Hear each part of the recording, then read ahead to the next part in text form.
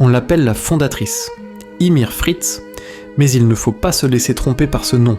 Ymir n'a pas régné, elle a été esclave jusqu'à sa mort. Ce n'est pas une légende, c'est une malédiction transmise par le sang. Avant de la revivre, abonnez-vous. Son village a été incendié, sa langue arrachée, ses parents massacrés, puis elle est devenue esclave du roi qui l'a pourtant conditionnée ainsi, le roi Fritz. Et pourtant, c'est à ce roi qu'elle a choisi d'obéir jusqu'à mourir pour lui.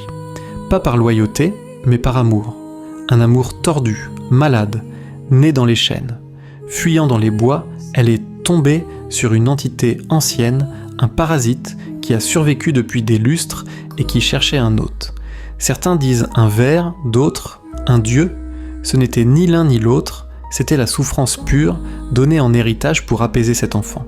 Et ce pouvoir, le roi Fritz l'a transformé en empire.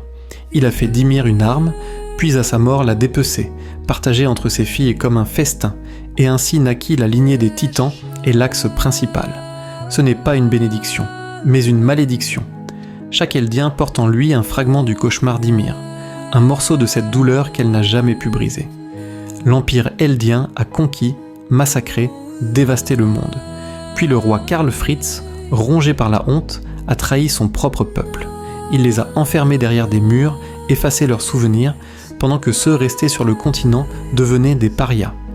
Aujourd'hui encore, ce fardeau court dans le sang, dans chaque transformation, dans chaque mort.